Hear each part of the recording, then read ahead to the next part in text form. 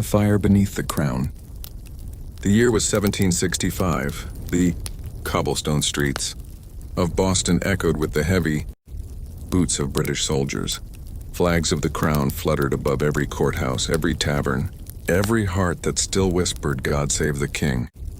But beneath the anthem, there was another sound, the murmur of discontent. For decades, the 13 colonies had lived under British rule, paying taxes, following orders, fighting in wars that were not their own. Yet now something was changing. People began to ask a dangerous question. Why should we pay tribute to a king across an ocean? The question spread like wildfire. It moved from Virginia's tobacco fields to New York's harbors, from Pennsylvania's farms to the bustling streets of Boston. The weight of taxes, a kingdom's grip tightens. When the 7 Years' War ended in 1763, Britain was victorious but broke. To refill its treasury, the Crown imposed new taxes on the colonies: the Sugar Act, the Stamp Act, and the Tea Act. At first, people thought it was temporary, but soon they realized, and this was no passing burden. It was control. The Stamp Act required every piece of paper, from newspapers to legal documents, and to carry a British stamp, a symbol of authority. The Sugar Act taxed trade. The Tea Act forced colonists to buy British tea only, even though cheaper options existed elsewhere. Ordinary citizens, blacksmiths, farmers, shopkeepers, began to feel the sting of invisible chains. And for the first time, they spoke not in whispers but in unity. No taxation without representation became their battle cry. The spark in Boston, blood on the snow. In 1770, the tension snapped. A cold March evening, a group of colonists gathered in Boston's King Street, shouting at British soldiers who stood guard. Snowballs flew, then stones, then bullets. When the smoke cleared, 5 men lay dead. Among them was Crispus Attucks, a man of African and native descent. The first blood spilled for American liberty. The newspapers called it the Boston Massacre. But to the people, it was not just a tragedy. It was proof that British rule would stop at nothing to silence dissent. The Boston Tea Party, a night of defiance. 3 years later, anger turned into action. On a freezing December night in 1773, a group of men disguised as Mohawk Indians boarded 3 ships in Boston Harbor, the Dartmouth, the Eleanor, and the Beaver. One by one, they dumped 342 chests of British tea into the cold black water. The harbor turned dark with tea leaves and with rebellion. When news reached London, King George III was furious. He called it an act of treason. But in the colonies, it was seen as freedom's first taste. The Continental Congress, Voices of a New Nation. In 1774, delegates from 12 colonies gathered in Philadelphia. It was the first time so many had come together: farmers, lawyers, scholars, ministers, not as subjects of the crown, but as representatives of something new, America. They met in secret under candlelight. They debated, argued, prayed. Some still wanted peace. Others whispered the unthinkable: independence. John Adams wrote in his diary, "This meeting, if it succeeds, will change the course of the world." They sent a petition to King George III asking for fair treatment, not war. But the king ignored them. Instead, he sent more troops. The colonies realized, and their words had failed. Only action remained. Lexington and Concord, the shot heard round the world. April 19, 1775. British troops marched toward Concord, Massachusetts to seize colonial weapons. But at dawn, on the green fields of Lexington, they were met by a small band of farmers and militia, the Minutemen. A single gunshot cracked through the mist. No one knows who fired first, but that sound, that one echo, like changed history forever. The American Revolution had begun. As battles spread from Massachusetts to Virginia, the dream of freedom became a fire no army could extinguish. On the Declaration of Independence, July 4th, 1776, in Philadelphia, the Second Continental Congress gathered once more. This time there would be no petitions and only a declaration. Thomas Jefferson, a young Virginian with a quiet mind and a sharp pen, was chosen to draft the document. For days he wrote in silence by candlelight. When it was finished, he read, "We hold these truths to be self-evident, that all men are created equal, that they are endowed by their Creator with certain unalienable rights, that among these are life, liberty, and the pursuit of happiness." Those words rang like thunder through the colonies. They signed their names one by one. John Hancock I, his signature bold and defiant. By doing so, they risked everything, their property, their lives, their families. For if the revolution failed, they would be hanged as traitors. But they signed anyway. The war for freedom, blood, hope, and sacrifice. The war that followed was brutal and uncertain. The British Army was vast and disciplined. The Continental Army was young and poorly equipped. In the winter of 1777 at Valley Forge, Washington's men suffered freezing cold and hunger. Many had no shoes. Yet in the fire of their suffering, a nation's spirit was forged. When France joined the war on the side of the colonies in 1778, the tide began to turn.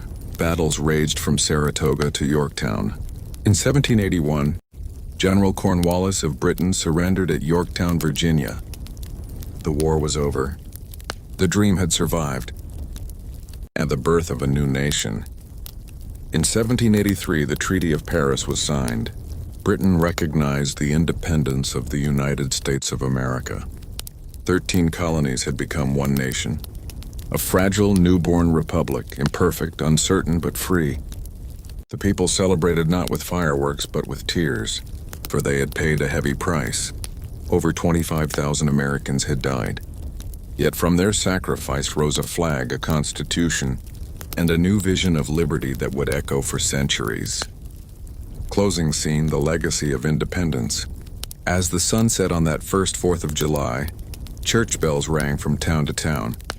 Farmers left their fields, soldiers embraced their families, and children stared at the new flag fluttering in the wind. It was more than a victory. It was a beginning. Freedom was no longer an idea whispered in secret. It was a reality written in blood and ink.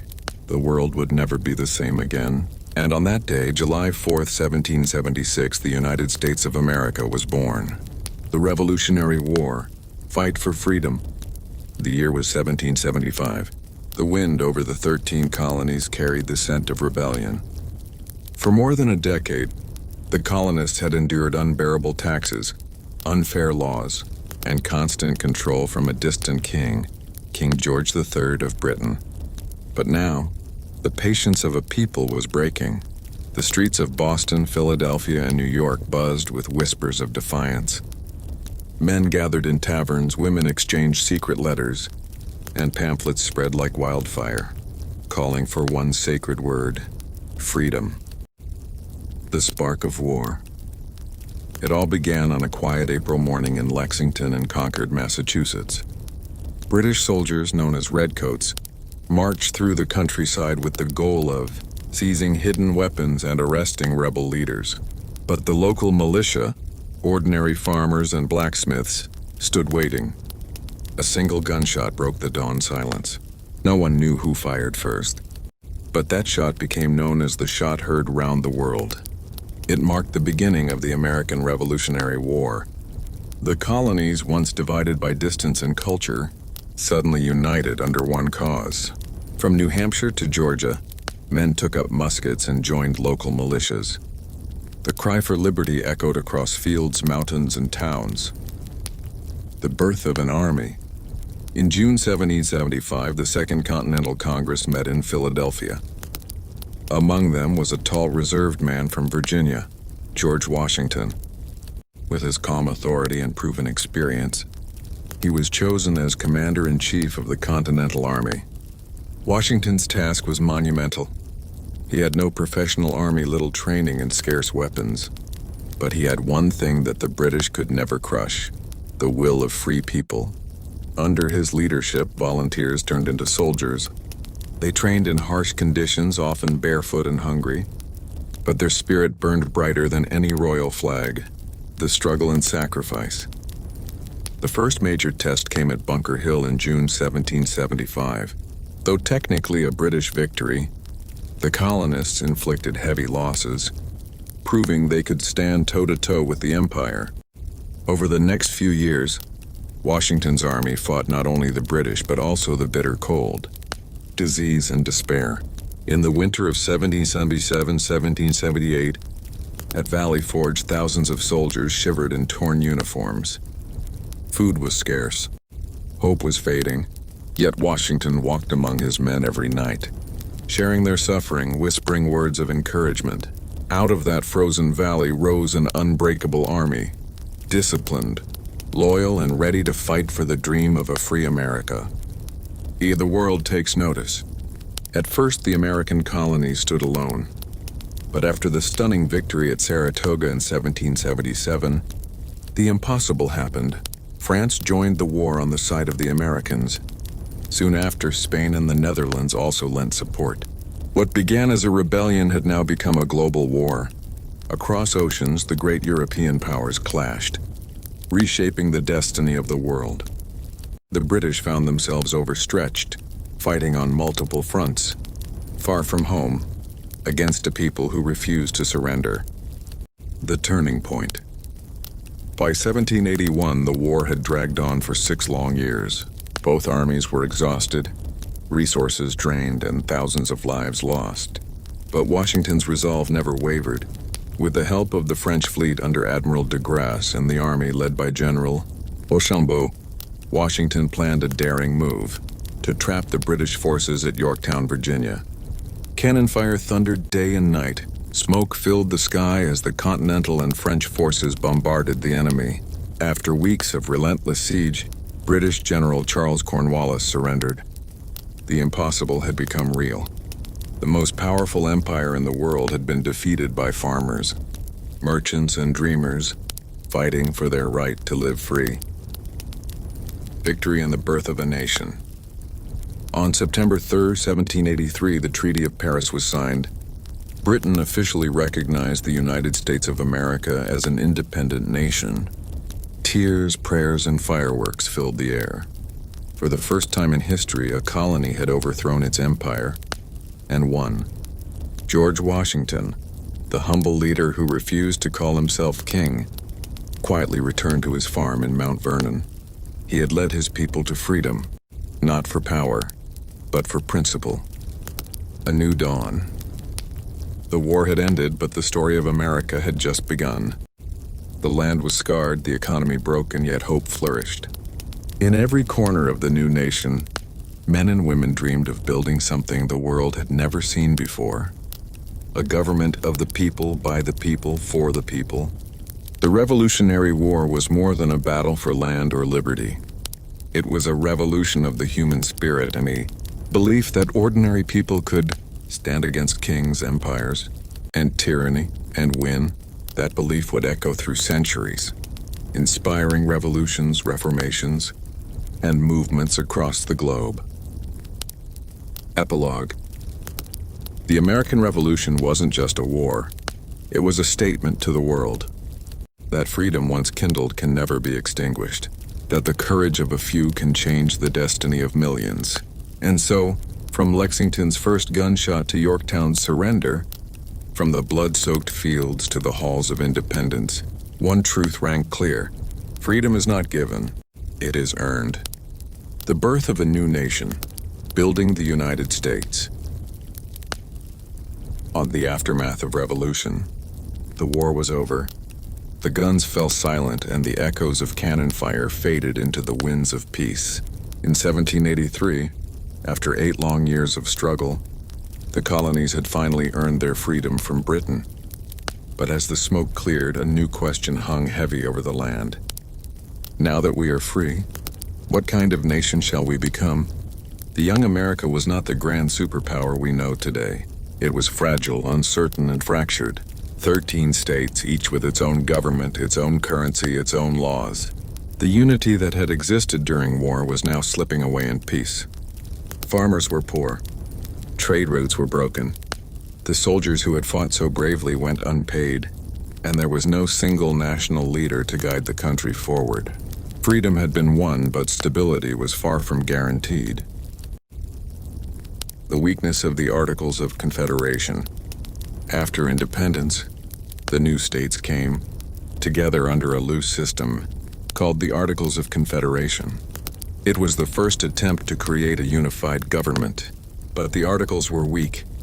They gave too much power to the states and almost none to the central authority. Congress could not collect taxes, enforce laws, or even raise an army. Each state printed its own money, creating chaos in trade and economy. If one state suffered, the others barely cared. It was as if 13 siblings were trying to live under one roof, with no parent to keep order. In 1786, a rebellion broke out in Massachusetts, led by a farmer named Daniel Shays. He and hundreds of war veterans protested high taxes and unfair treatment by local courts. This Shays rebellion shook the entire nation. It showed that the weak government could not even protect its own citizens.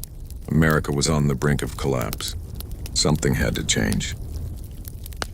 For the Constitutional Convention of 1787. In May 1787, leaders from every state gathered in Philadelphia to fix the broken system. They met inside a stuffy, candlelit room in what is now known as Independence Hall. George Washington presided as the head of the convention, his calm presence commanding respect. Among the delegates were brilliant minds like James Madison, Benjamin Franklin, and Alexander Hamilton. At first, their goal was to revise the Articles of Confederation, but soon it became clear the system was beyond repair. Instead, they decided to craft something entirely new, a constitution for the United States of America. Over the summer, debates raged day and night. How much power should the federal government have? How would small states and large states share representation? What about slavery, trade, and individual rights? These were not just legal questions, they were moral ones. The Great Compromises. From the heat of those debates came the Great Compromise. The new Congress would have two houses, a Senate where each state would have equal representation, and a House of Representatives where seats would depend on population. Another compromise dealt with the painful question of slavery. The southern states wanted enslaved people counted as population to gain more seats in Congress, while the northern states opposed it. The result was the 3/5 compromise, counting each enslaved person as 3/5 of a person for representation. It was a tragic but political middle ground, one that left deep scars for future generations. At the birth of the Constitution, by September 17, 1787, the document was ready. 55 men had debated, written, and rewritten every line. They called it the Constitution of the United States of America. It was revolutionary in its design. Power would be divided among three branches: the executive, president, legislative, Congress, and judicial, Supreme Court. Each branch could check and balance the others, preventing tyranny. The Constitution was not perfect, but it was alive, flexible enough to change with time. When the delegates signed the parchment, Benjamin Franklin, then 81, looked at the carved sun on the back of Washington's chair and said softly, "I have often wondered whether that sun was rising or setting, but now I know it is a rising sun." America had been reborn, not as colonies, but as a united nation. Now the fight for ratification. But the struggle wasn't over yet. Each state had to approve or ratify the new Constitution. Across taverns, churches, and town halls, fierce debates erupted. Two sides emerged: the Federalists, who supported the Constitution and a strong central government; the Anti-Federalists, who feared it would lead to another monarchy. To win hearts and minds, Alexander Hamilton, James Madison, and John Jay wrote a series of essays called the Federalist Papers, explaining why the new Constitution was essential. Gradually, one by one, the states voted yes. By 1789, the Constitution became law. and the United States officially had a government of its own. George Washington becomes the first president. In April 1789, in the city of New York, crowds gathered in celebration. On a balcony overlooking Wall Street, George Washington placed his hand on a Bible and took the oath as the first President of the United States. There were no trumpets, no royal crowns, no armies saluting a king, just the quiet dignity of a man chosen by the people. Washington's first words to the nation were humble. "I walk on untrodden ground." He understood that every decision he made would set a precedent for generations to come. A nation in its infancy. The challenges were enormous. The country was in debt from the war. There were disputes over boundaries, taxes, and trade. Native American tribes still controlled vast territories, and Europe's great powers watched closely, some expecting America to fail. But the new nation moved forward with cautious optimism. The Bill of Rights, drafted by James Madison, was added in 1791, guaranteeing freedoms like speech, religion, and press. These 10 amendments became the moral backbone of the Republic. The building of identity. The 1790s were a decade of definition. Washington and his cabinet, Thomas Jefferson, Alexander Hamilton, and others, set up systems that still exist today. The Treasury, the State Department, and the Supreme Court. Hamilton's financial plan stabilized the economy, while Jefferson's vision of a free, agrarian society balanced ambition with humility. Political parties began to form. Newspapers debated passionately, and Americans started to see themselves not as Virginians or New Yorkers, but as citizens of one nation. The symbol of hope. To the rest of the world, America became a symbol, a place where people ruled themselves, where kings were replaced by ballots, where the idea of liberty was no longer just a dream. European philosophers, poets, and revolutionaries wrote about this American experiment. Some doubted it would last. Others believed it marked a new era in human history. A fragile but bright beginning. By the end of the century, the United States was still small. Just 13 states hugging the Atlantic coast with less than 4 million people. But within that small beginning burned a powerful promise that freedom and democracy could thrive together. The new nation had no grand palaces, no ancient traditions, only a parchment, a flag, and an unshakable belief in liberty. And though many challenges lay ahead, slavery, expansion, civil war, the foundation had been laid. A government of the people had taken its first breath. The world was watching. And the American story had only just begun. Westward expansion, the frontier, and the American dream. A nation hungry for land. The year was 1803. The United States was still young and a fragile democracy with barely 5 million people scattered along the eastern seaboard. But beyond the Appalachian Mountains lay a vast, untamed wilderness stretching thousands of miles to the Pacific Ocean. To most Americans of the time, it was a land of mystery and promise, a place where one could start anew, build a farm, and chase freedom under an endless sky. When President Thomas Jefferson negotiated the Louisiana Purchase with France in 1803, everything changed overnight. For just $15 million, America doubled in size, adding over 828,000 square miles of new territory. It was the single largest land deal in history, and it opened the door to what would be called the westward expansion. The Lewis and Clark Expedition. Jefferson wanted to know what lay beyond those uncharted lands, so he commissioned 2 men, Meriwether Lewis and William Clark, to lead an expedition across the continent. In 1804, with a team of explorers and one remarkable Native American woman, Sacagawea, they set off from St. Louis, traveling up the Missouri River toward the unknown. For over 2 years, they crossed plains, mountains, and raging rivers. They mapped the land, cataloged new plants and animals, and made contact with dozens of indigenous tribes. When they finally reached the Pacific Ocean in 1805, they had proven something extraordinary, that America's destiny truly stretched from sea to shining sea. Their journey wasn't just exploration, it was the beginning of a national myth, a story of courage, discovery, and limitless possibility. And the frontier spirit. As word spread of the fertile lands to the west, settlers began to move. Farmers, trappers, and pioneers packed their wagons with supplies, tools, rifles, and dreams, and headed into the wild unknown. The land promised opportunity, but it demanded everything in return. For every mile gained, hardship waited, storms, hunger, disease, and sometimes death. Yet these settlers pressed on, guided by an unshakable belief that the land belonged to those brave enough to claim it. Small towns sprouted near rivers and forts, trails carved through forests and across plains. The Oregon Trail, stretching over 2,000 miles, became a lifeline for tens of thousands seeking new beginnings. They called it the American frontier.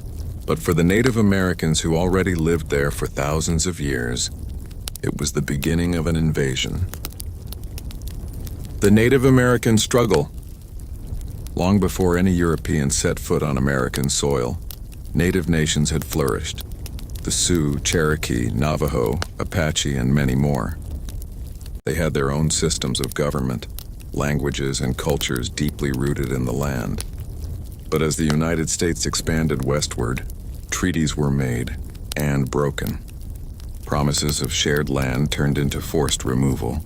In 1830, President Andrew Jackson signed the Indian Removal Act, allowing the government to relocate entire tribes from their homelands to territories west of the Mississippi River. What followed was one of the darkest chapters in American history. The Trail of Tears. Thousands of Cherokee, Creek, Choctaw, Chickasaw, and Seminole people were forced to march hundreds of miles on foot with little food or shelter. Over 15,000 died along the way. For them, westward expansion meant loss of land, of culture, of life itself. The gold rush and greed. By 1848, America's hunger for the West reached fever pitch. In California, at a place called Sutter's Mill, a man found gold in a riverbed, and the news spread like wildfire. Within months, tens of thousands of people, men, women, even children, rushed west in search of fortune. They came from every corner of the country and even from overseas, creating what became known as the California Gold Rush. Mining camps appeared overnight, towns grew from dust, and San Francisco exploded from a tiny port to a bustling city.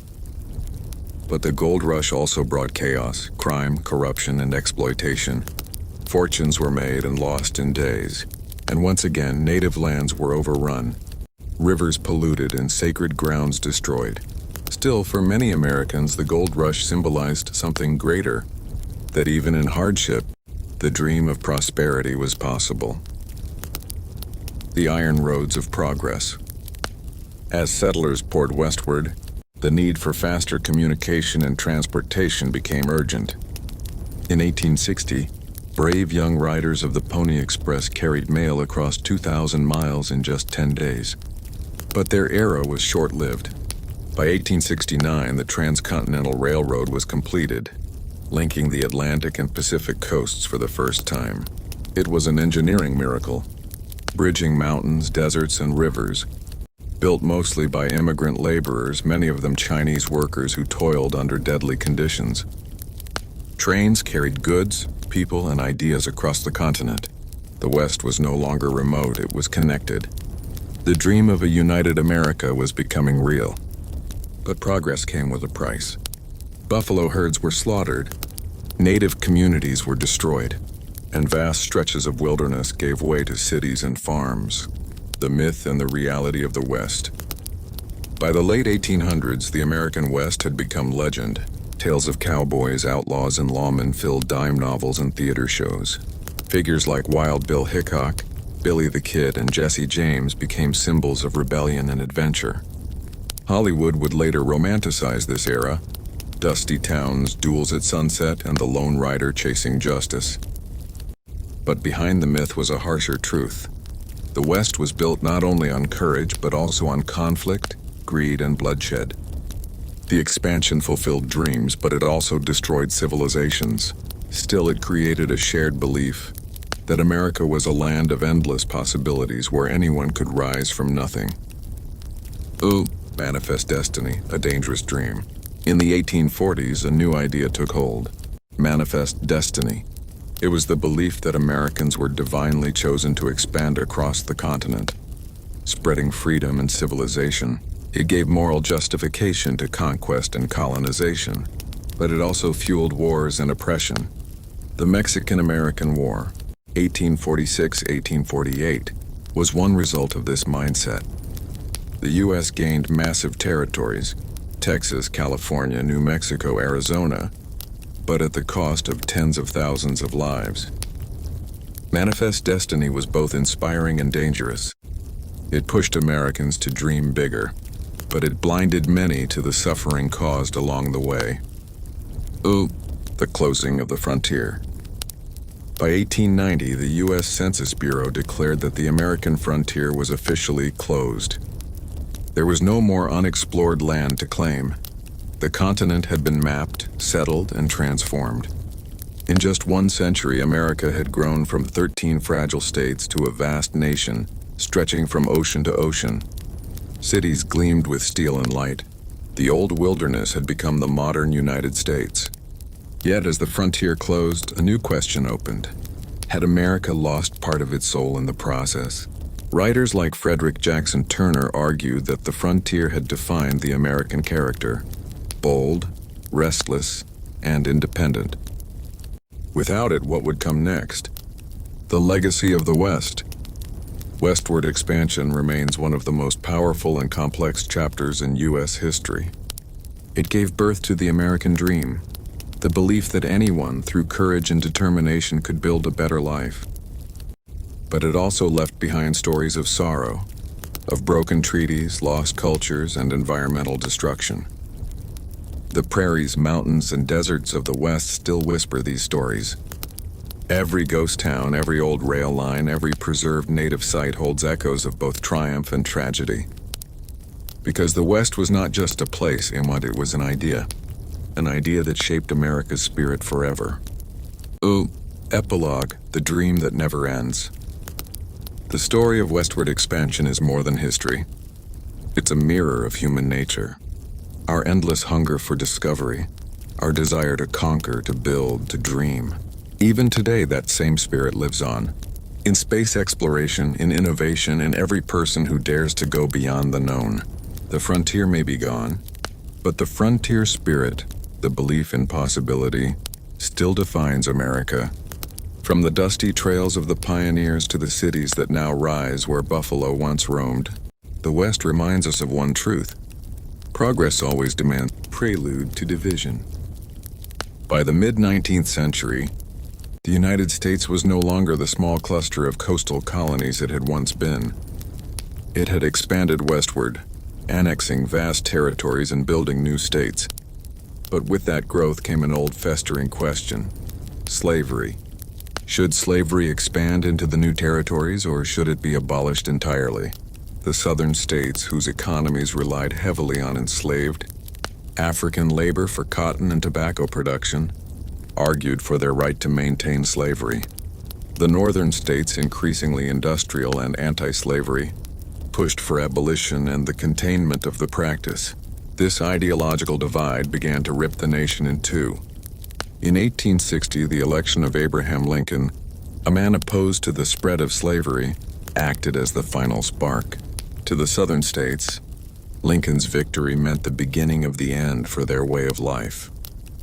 Within months, 11 southern states seceded from the Union and formed the Confederate States of America, with Jefferson Davis as their president. The Union, composed of the remaining northern states, stood firm under Lincoln, refusing to recognize secession as legitimate. The stage was set for a conflict unlike any the nation had ever seen. The outbreak of war, 1861. The war began on April 12, 1861, when Confederate forces fired upon Fort Sumter in Charleston Harbor, South Carolina. The cannon fire echoed across the continent. America was officially at war with itself. Both sides believed the war would be short. The Union had more men, factories, and money. The Confederacy, however, had experienced general strong morale and home field advantage. As months passed, the war spread across countless battlefields, from Virginia's forest to Tennessee's hills. Thousands died in battles like Bull Run, Shiloh, and Antietam. The rivers ran red and the fields turned into graveyards. Oh, the human cost. By the second year of the war, both sides began to realize the immense cost. Families were torn apart. Brothers often fought against brothers. Farms were destroyed, cities burned, and hunger spread across the South. Women stepped into new roles: nurses, factory workers, even spies. African Americans, both enslaved and free, began to play a decisive role in the struggle. One of the most defining moments came when President Lincoln issued the Emancipation Proclamation on January 3rd, 1863. This document declared that all enslaved people in Confederate territories shall be thenceforward and forever free. Although it didn't immediately free all enslaved people, it transformed the war's meaning. The Union was no longer just fighting to preserve itself, it was fighting for freedom, turning the tide, Gettysburg and beyond. In July 1863, the war reached a turning point at the Battle of Gettysburg, fought in Pennsylvania. Confederate General Robert E. Lee hoped a victory on Union soil would force the North to negotiate peace. But after 3 brutal days, the Union Army repelled Lee's forces, marking the beginning of the end for the Confederacy. Shortly after, Lincoln delivered the Gettysburg Address, a short but powerful speech reminding Americans of the ideals of equality and liberty upon which the nation was founded. That government of the people, by the people, for the people, shall not perish from the earth, he declared. The speech became a timeless symbol of democracy and national unity. The final battles. From 1864 onward, Union General Ulysses S. Grant led relentless campaigns against the Confederate forces. In the South, General William Tecumseh Sherman conducted his infamous March to the Sea, burning crops, railroads, and cities in an effort to cripple the South's capacity to fight. By April 1865, the Confederate capital of Richmond, Virginia, fell to Union troops. General Lee surrendered to Grant at Appomattox Courthouse on April 9, 1865, effectively ending the Civil War. Just 5 days later, tragedy struck. The nation's savior, President Abraham Lincoln, was assassinated at Ford's Theater by John Wilkes Booth. The nation mourned as deeply as it rejoiced in its victory. Reconstruction, healing a broken nation. The war had ended, but the scars it left behind were deep. Over 600,000 Americans, Union and Confederate alike, had perished. Cities lay in ruins, and millions of newly freed African Americans sought to build new lives amid hostility and uncertainty. The Reconstruction era, 1865-1877, sought to rebuild the South and integrate freedmen into American society. The 13th, 14th, and 15th Amendments abolished slavery, granted citizenship, and extended voting rights to African Americans. But progress was uneven. White supremacist groups like the Ku Klux Klan emerged, spreading terror to maintain racial hierarchy. Economic hardship persisted, and many freedmen became trapped in sharecropping, a system not far from slavery itself. Despite these struggles, Reconstruction marked the first major step toward racial equality and civil rights in America. The legacy of the Civil War. The Civil War redefined the United States. It proved that the Union was indivisible, that liberty and equality could not coexist with slavery. It strengthened the federal government, modernized the economy, and gave rise to a new national identity. Yet the wounds of the war, the racial divide, the questions of states' rights, and the legacy of inequality continued to shape American society for generations to come. Today, the echoes of that war still resonate in debates over justice, race, and unity. But through all its pain, the Civil War stands as the rebirth of the American nation, a phoenix, rising from its own ashes. Closing reflection. The Civil War was not just a conflict of armies. It was a battle for the soul of a nation. From the cries of enslaved people yearning for freedom to the letters of soldiers dying in muddy fields, it told the story of humanity's capacity for both destruction and redemption. When Lincoln spoke of a new birth of freedom, he envisioned a future where the sacrifices of the fallen would ensure that America lived true to its founding promise: freedom for all, a nation reborn from ashes. The end of the Civil War in 1865 left the United States battered yet reborn. The dream of unity had survived, but at a terrible cost. The 19th century now stood before America, like a blank page, scarred but ready for rewriting. The smoke from battlefields had barely cleared when a new spirit took hold. A restless ambition to rebuild, innovate, and expand.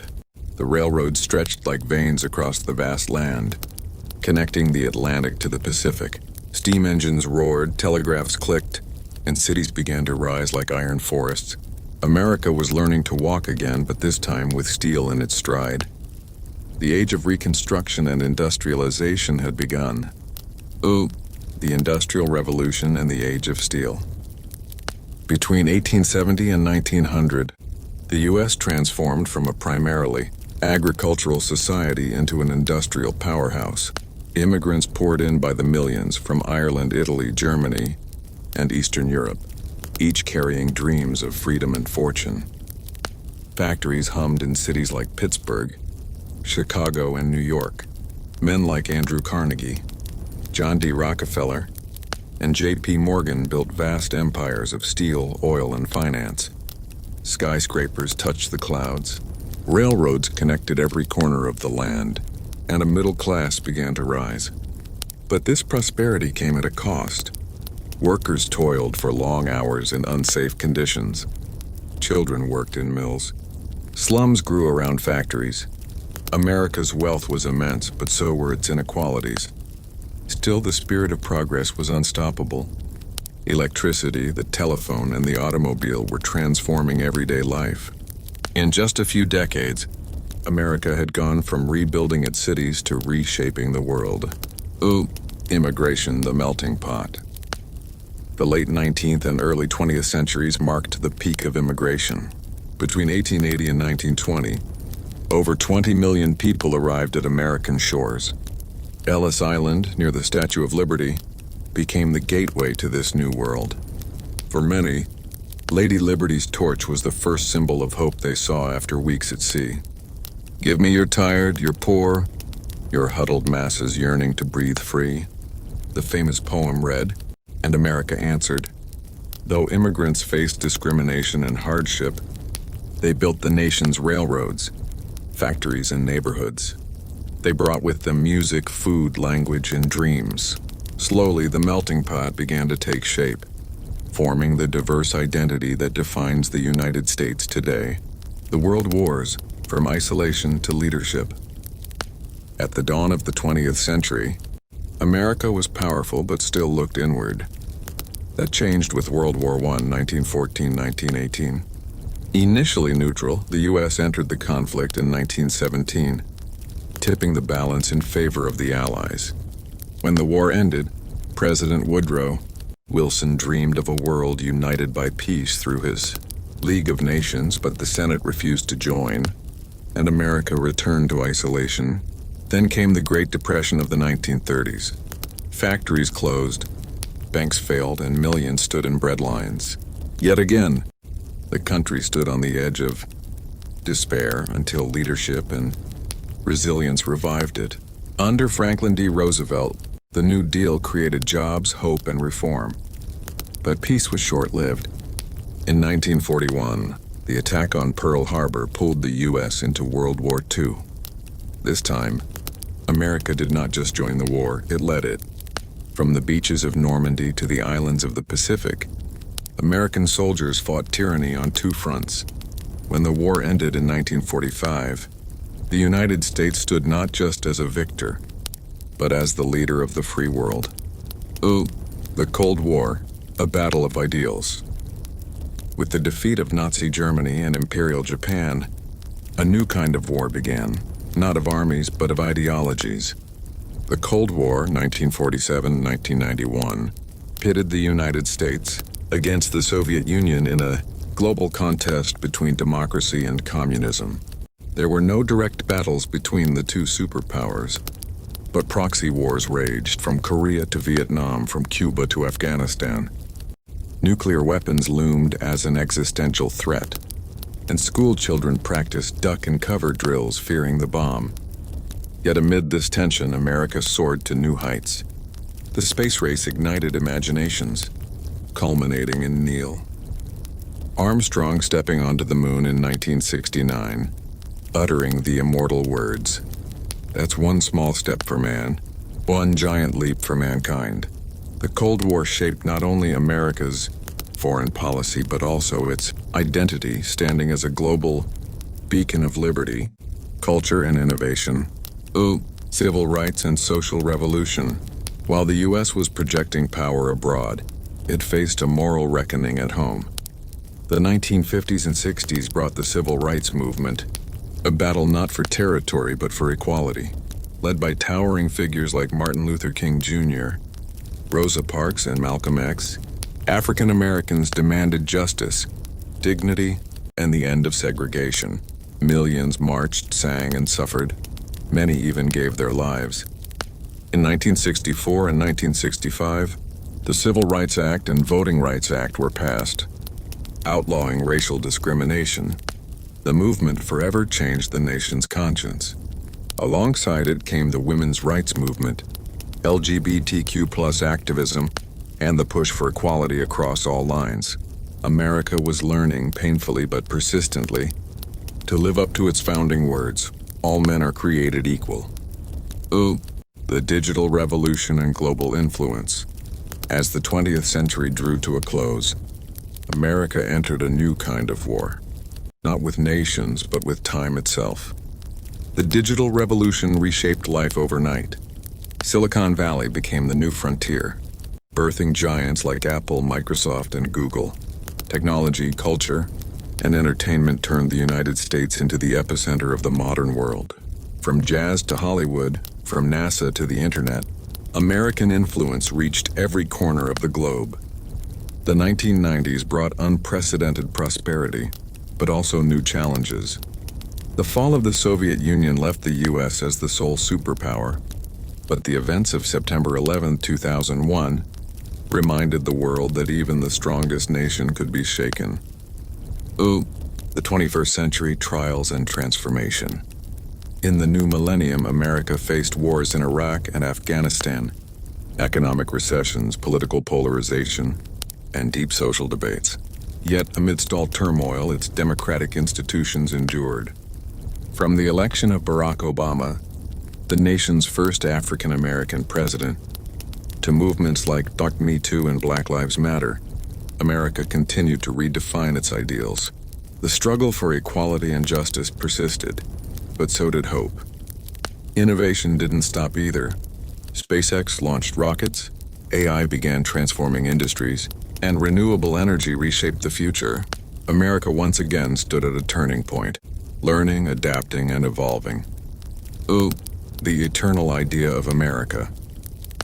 Through centuries of triumph and tragedy, one idea has remained constant: the belief that freedom is worth fighting for. From the Mayflower to the moon landing, from the Declaration of Independence to digital democracy, the United States has been a living experiment, imperfect, yet endlessly striving toward a more perfect union. To the world, America represents possibility. To its own people, it represents responsibility. As the story continues into the 21st century, the nation stands not as a finished product, but as a promise born from courage, fueled by dreams and carried by generations yet to come. Closing note. The story of America is not just history, it's a heartbeat. It began with wanderers crossing icy bridges, grew through revolution, bled through civil war, and rose through innovation. And it continues. Still, every time someone believes they can make their own destiny. That truly is the origin story of America, a land forever being born.